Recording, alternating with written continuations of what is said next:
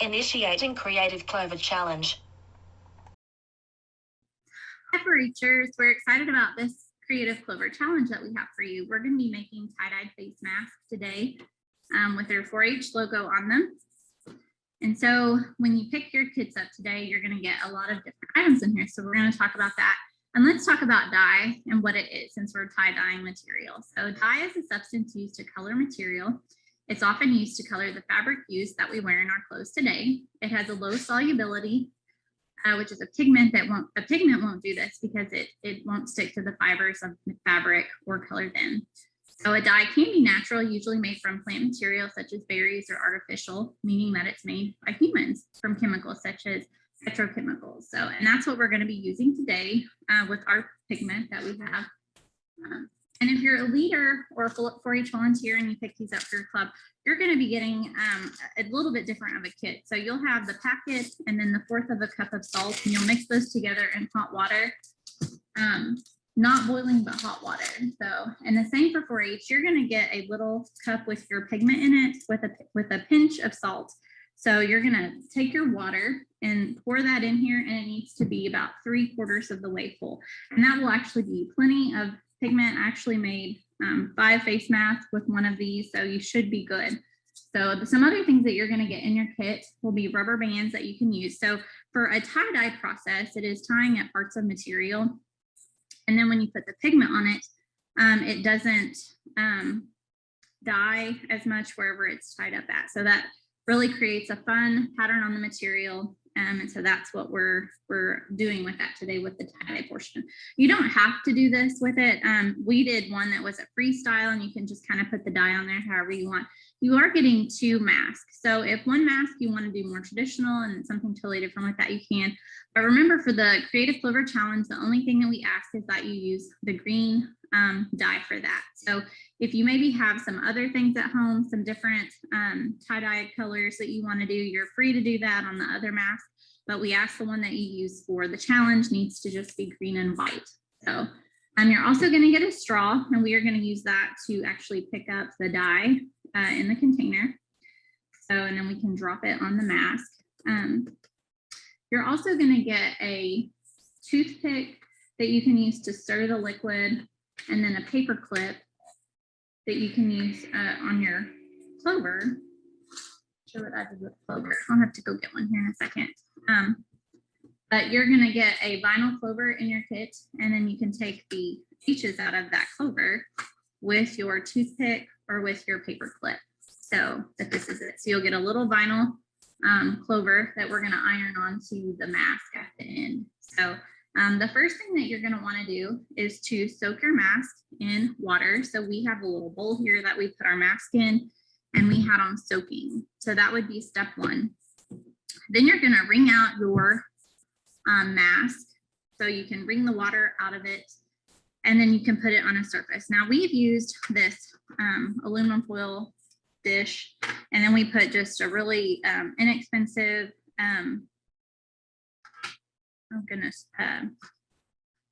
rack here on it that we can put those on, and then we can use the dye. So that way the dye doesn't just stay in a puddle underneath it. It allows it to drip off, and then it doesn't over process it. So once you do that, you're going to have your hot water. You're going to pour it into your cup 3/4 full, and then stir that up really good with your toothpick. And then you will take your straw. Now we also have provided some gloves for you that you can use to kind of keep your hands from getting dye on them.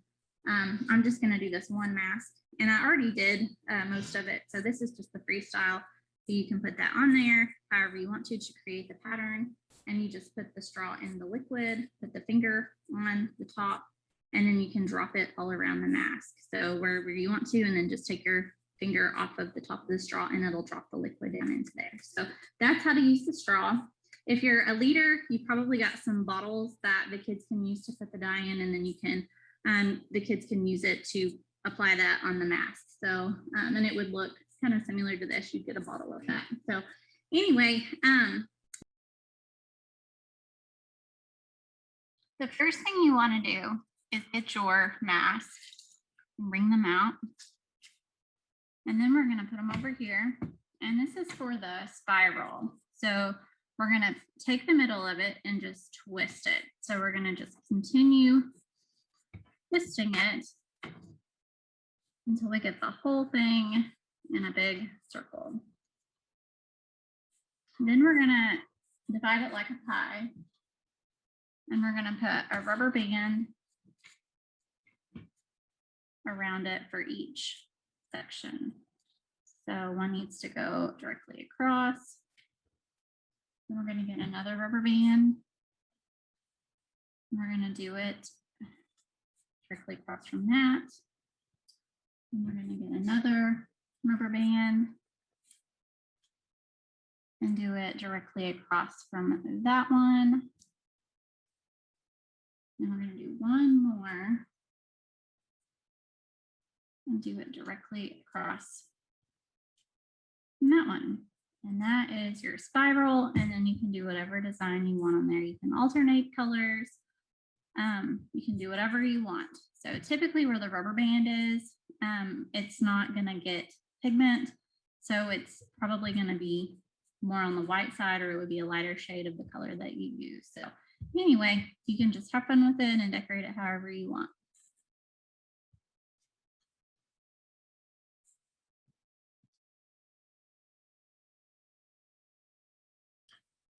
The next pattern we're going to do is the polka dot pattern. And again, the first thing you want to do is bring out your mask.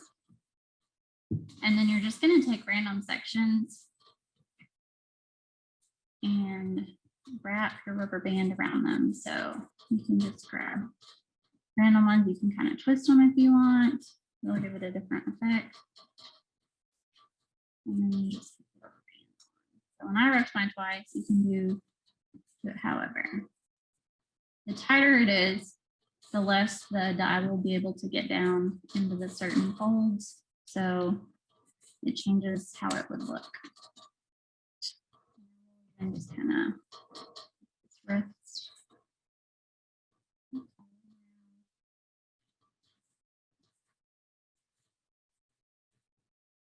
And then we'll even take the strings and do a separate one here.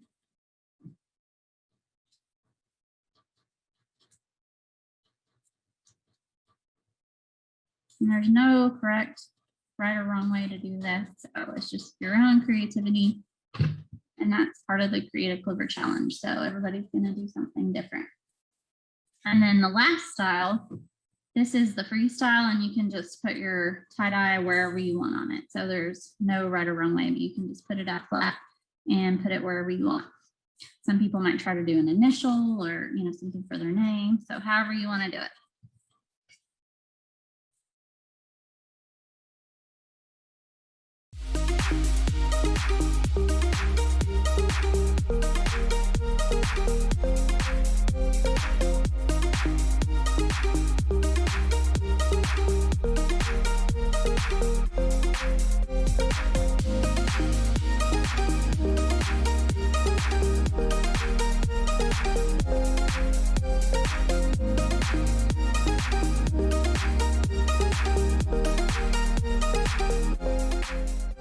So once you get that done, you're going to want to leave it for an hour at least, if not overnight. I think it works really good if you can just let it dry overnight and then rinse that out. So rinse it out with cold water. You can also wash it in the washing machine. On cool, it says you can do warm. So I would say cool water to make sure it helps set that dye in there really good. And then you can dry it on low after you get done with it. So once you get that done, then you're going to have your vinyl clover, and you can use your toothpick to get the H's out, or you can use your paper clip to get the H's out. So you're just going to look at that H on there, and you will just use that paper clip to lift that H up, just kind of scrape it along there right where that H is, and then it should just real easily peel right off. So once you get all of the H's out of your clover, you're going to get all 4 off of there.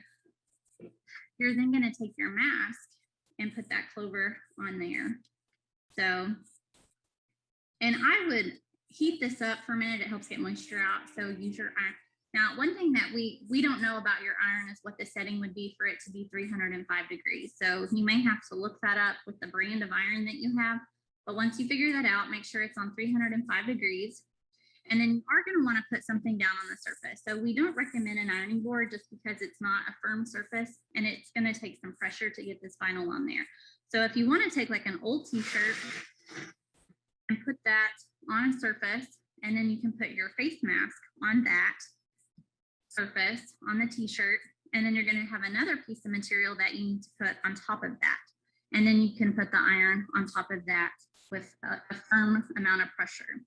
So once you get that on there, you're going to hold it for 10 to 15 seconds and then pull that up, and you can start to peel that plastic shiny piece.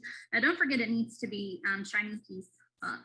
So, 10 to 15 seconds with the iron and check it. And if the clear piece doesn't peel completely off, if it's still stuck to the clover, then you're going to want to put it all back down, put the material back over it, and do it again for 10 to 15 seconds. So it should be getting close at some point. Again, if it doesn't, just repeat that step, but it should peel right off at some point. And then you would want to put the material back over the clover, put the iron back on it for another 5 seconds to 10 seconds to make sure that it's on there really good, and then you should be good to go. So anyway, if you have any questions on this, feel free to call our office. And don't forget, because it is the challenge, you need to take a picture of what you made, and then you can either post it on social media and put the hashtag Creative Clover Challenge, or you can email it to me at megan.l.anderson@okstate.edu, and we will get those entered in the contest. I think we're going to cut the contest part will be over at the end of May. So the last day of May, and then we'll have those judged on June 1st. We'll get those judged and we'll notify the winner. So make sure you get this done. You've got a couple of months here that you can work on these. So we hope you have fun with it, and we'll see you later. Bye.